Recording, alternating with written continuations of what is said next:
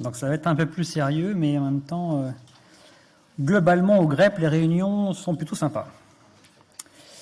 Donc le GREP, c'est le groupe de recherche de la Société française de proctologie, que je pense que la plupart d'entre vous connaissent, avec les différentes personnes qui aident très activement à notre groupe. Et je suis très content de ça, puisque lorsque vous inscrivez, vous payez votre cotisation à la SNFCP, vous cochez « Je voudrais soutenir tel ou tel bras de la société de Procto ». Et je suis très content que cette année, 65 d'entre vous ont coché « Soutien au GREP ». Ça, c'est le planning d'hier. Vous voyez, on a discuté de la cohorte 3-TELAP, donc les fistules anales de Crohn, coordonnées par Rennes, la cohorte IN3, et puis on a discuté des réflexions autour de la dysplasie anale, les recommandations qui ont été brillamment coordonnées par Lucas Spindler, et comment on peut, dans la pratique, réfléchir aux difficultés de mise en place et essayer de trouver des solutions s'il y a des difficultés. L'étude ALPI, randomiser un type de traitement post-exérèse de sinus pilonidaux. La database dont on vous parle depuis longtemps, mais qui, grâce à Anne Laurin, commence à porter ses fruits. Très nouveau, Émilie Duchalet, donc à Nantes, qui nous propose une étude randomisée graisse autologue versus cellules souches. Et puis, database rectopexie, donc ça c'est les chirurgiens qui évaluent la rectopexie dans cette database. Et puis voilà, donc vous voyez, c'est très concret, les sujets, à peu près on balaye les différents sujets de la proctologie. Donc depuis 2013, j'ai retrouvé 19 publications sur PubMed. Et là, je vous ai mis les 8 dernières publications. Alors, c'est pas pour toutes les lire, mais c'est juste pour en résumer. Les dernières, c'est sur la radiofréquence dans les fistules et les hémorroïdes et dans les traitements ou les prises en charge des labs de Crohn.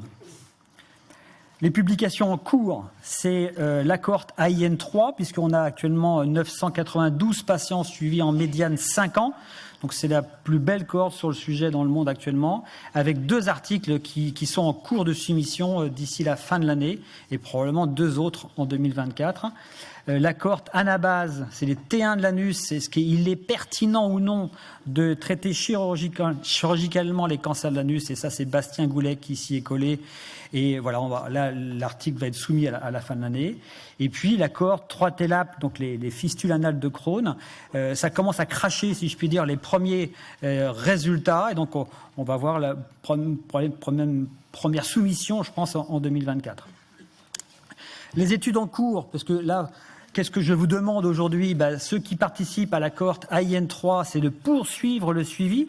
Parce qu'on a vu dans les recommandations l'importance du frottis, eh bien, a fortiori chez les patients qui ont un antécédent de dysplasie anale sévère, eh bien, dans le cadre de la cohorte, on leur fait ce frottis et ça donne plein d'informations majeures qui vont être de plus en plus majeures parce que très clairement, l'HPV-16, c'est bien en première ligne, mais après, est-ce qu'il y a que ça à faire ? Probablement pas.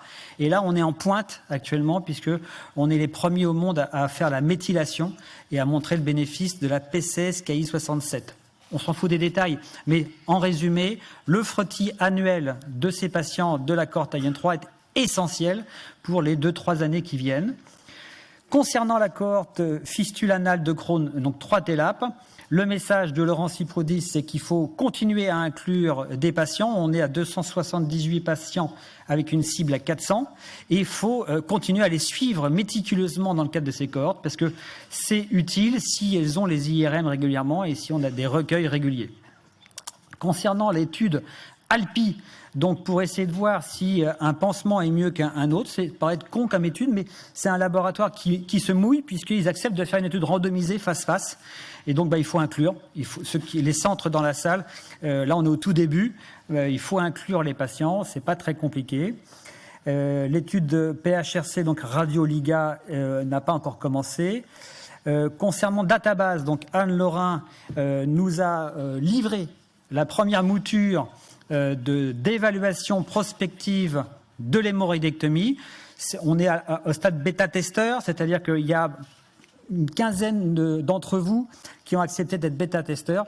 Il faut inclure des patients parce que c'est maintenant qu'on fait les retours à Anne. Là, l'item, on n'y comprend rien. Là, c'était bien. Là, c'est vrai. Pour qu'on puisse avoir une version la plus facile à diffuser et qui fera qu'on évaluera prospectivement rapidement toutes nos chirurgies procto. Les chirurgiens ont fait la même démarche avec une database sur l'orthopexie et Guillaume Meurette coordonne ce travail. Donc les nouveautés, c'est que on commence à publier pas mal, donc il faut bien, à mon avis, et le JETED a été dans la même démarche à la dernière réunion, donc on est en phase.